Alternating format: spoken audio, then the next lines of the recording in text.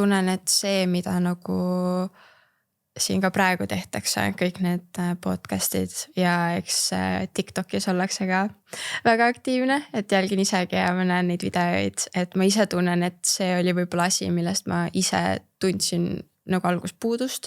Need siis mitu aastat tagasi, kui ma nagu lihtsalt vaatasin, et okei, munarakudoonurist kunagi võib-olla eks näis.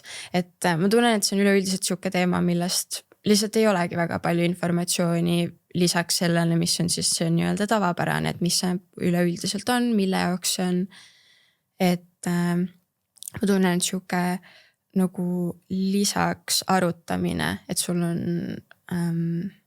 siuksed väiksed lisainformatsioonid, mida sa saad kuskilt internetist vaadata, sul on päris inimesed, kes sulle räägivad.